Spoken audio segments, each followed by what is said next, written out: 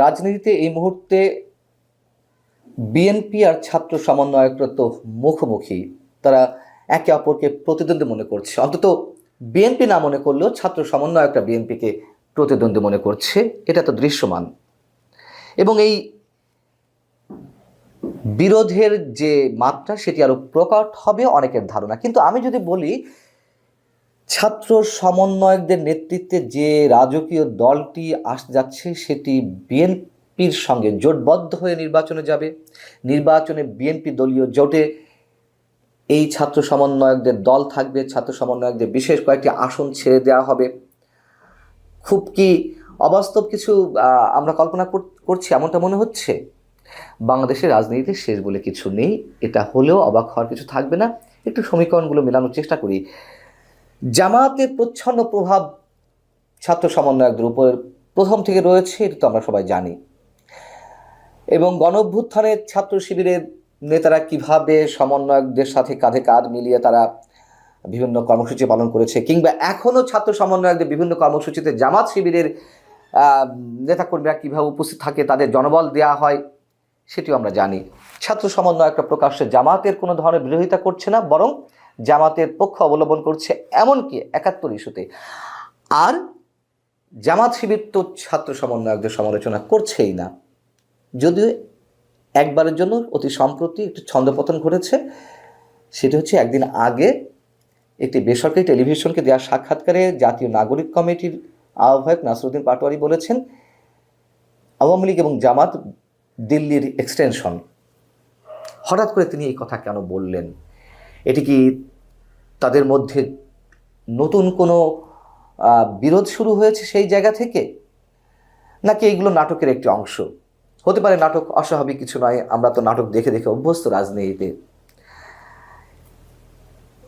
যেহেতু বিরোধ যদি সত্যিই শুরু হয়ে থাকে, এর সঙ্গে আসিফ নজরুলের একটি কথা মনে করিয়ে দিতে চাই। আইন উপদেষ্টা ডক্টর আসিফ নজরুল তিনি বলেছেন যে বিএনপির সঙ্গে ছাত্রদের বৃহত্তর নির্বাচনী সমঝোতার সম্ভাবনা রয়েছে।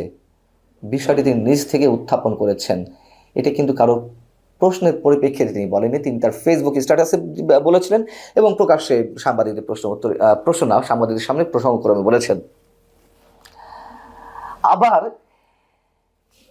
ছাত্র সমন্বয়কদের বিএনপি প্রতিদ্বন্দ্বী মনে না করলেও তাদের পথের কাঁটা তো অন্তত মনে করছেন, নির্বাচনের পথের কাঁটা। সেই জায়গা থেকে ছাত্র সমন্বয়কদের নতুন দলকে বিএনপি কিন্তু সন্দেহের বাইরে রাখছে না। এখন এই মুহূর্তে যে কথাটি বলবে, এটি শুনে অনেকের কাছে একেবারে ফালতু মনে হতে পারে যে এটি আবার কি বলছি, কিন্তু আমি দায়িত্ব নিয়ে বলছি, বিএনপির কোনো কোনো শীর্ষস্থানীয় নেতাদের বক্তব্য আমার সাথে যখন ওয়ান টু ওয়ান কথা হয়েছে, তারা কিন্তু এই হিসেবটি মাথায় রাখছে যে ছাত্র সমন্বয়কদের দল আওয়ামী লীগের সঙ্গেও যেতে পারে, অস্বাভাবিক কিছু নয়। সেটি মাথায় রেখে বিএনপি তার সব হিসেব নিকেশ মানে সামনে এগুলোর পথে এসব হিসেব নিকেশও তারা রাখছে। ছাত্র নেতৃত্বাধীন যে দল, এটা নিয়ে বিএনপির সংশয় তো রয়েছেই। তারা আগামী নির্বাচনকে সামনে রেখে কোন দিকে এগোতে চাইছে, এই সরকারকে দীর্ঘদিন রাখতে চাইছে কিনা, কিংবা রাষ্ট্রীয় সাহায্য সহযোগিতা পেয়ে তারা কতটুকু ফুলে ফেপে উঠতে পারে। এদিক থেকে আরও একটি হুঙ্কার দিয়ে রেখেছেন জাতীয় নাগরিক কমিটি নাসিরউদ্দিন পাটোয়ারী, যার কথা বলছিলাম। ওই একই টেলিভিশন সাক্ষাৎকারে বলেছেন, বিএনপি যদি জুলাই ঘোষণাপত্রের সঙ্গে একমত পোষণ না করে, তাহলে প্রয়োজনে বর্তমান সরকার কন্টিনিউ করবে। অর্থাৎ আরও কতদিনের জন্য কন্টিনিউ করবে বা কত দীর্ঘ বছর থাকবে, সেই জায়গা থেকে তিনি একটা ইঙ্গিত দেওয়ার চেষ্টা করছেন। যদিও ইঙ্গিত দিলেই তো সব আমরা বাস্তবতা মেনে নেব তা তো না, তবে দিয়েছেন তো একটা হুঁশিয়ারি, একটা হুঙ্কার তো দিয়েছেন। এদিকে জামাত সংশ্লিষ্ট অনেকে মনে করছেন বিএনপি তাদেরকে বিরোধী দল হিসেবে চায় না।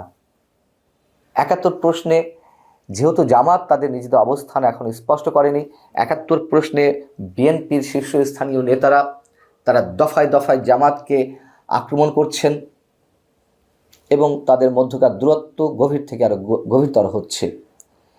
সেই জায়গা থেকে আবার বিএনপির প্রতি অনেক ধরনের অবিশ্বাস জন্মেছে জামাতের মধ্যে, এবং তারা মনে করছে যে বিরোধী দল হিসেবে জামাতকে হয়তো চাইবে না।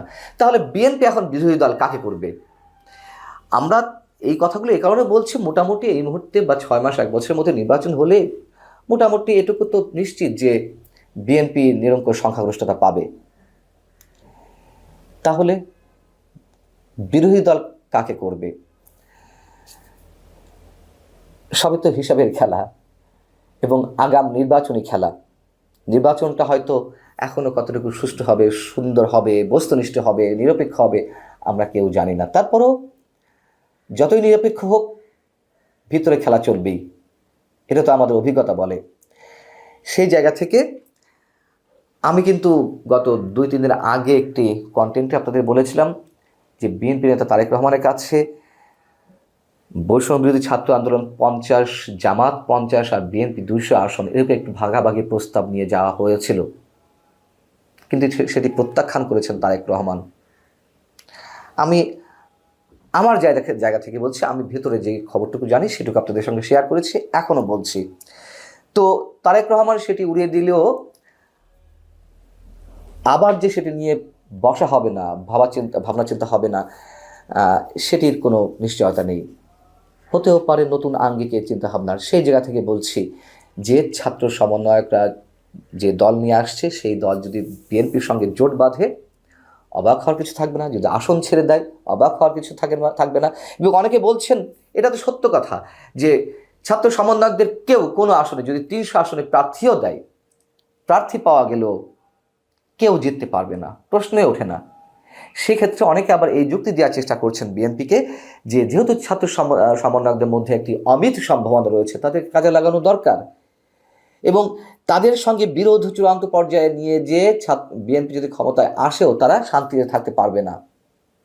অতএব নেওয়া হোক বিএনপির সঙ্গে, বিএনপির জোটে তাদেরকে অন্তর্ভুক্ত করা হোক, এই ধরনের সমীকরণও অনেকে দেওয়ার চেষ্টা করছেন। সেই জায়গা থেকে বিএনপি নতুন করে ভাবতেও পারে, যদিও জুলাই ঘোষণাপত্র নিয়ে আরও একটু নতুন দ্বন্দ্ব সামনে আসতে পারে। যদি আমি আগে থেকে বলেছি, এরকম দ্বন্দ্ব, সংঘাত, সংঘর্ষ অনেক কিছু হবে, কিন্তু শেষমেশ স্থায়ী হবে না। যেটি ছাত্র সমন্বয়করা চাইছে, মুক্তিযুদ্ধকে পাশ কাটিয়ে 24কে স্থান দিতে, সেটি কখনোই হবে না।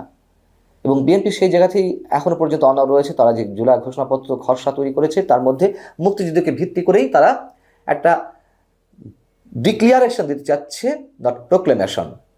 সেই জায়গা থেকে নতুন বিরোধ সৃষ্টি হলেও আমার ধারণা সেটি শিথিল হয়ে আসতে পারে। এখন এই পর্যন্ত ছাত্র সমন্বয়কদের যতগুলো বড় বড় দাবি, তার প্রত্যেকটি বিএনপির চাপেই তাদেরকে নত হতে হয়েছে, এবং বিএনপির সিদ্ধান্তই সরকারকে মানতে হয়েছে। এখন এটিও বা শেষ পর্যন্ত কতদূর যায়, আমাদের আরও অনেক কিছু মেলাতে হবে। শুধু আমার পারসেপশনগুলো আপনাদের সঙ্গে শেয়ার করলাম। আল্লাহ।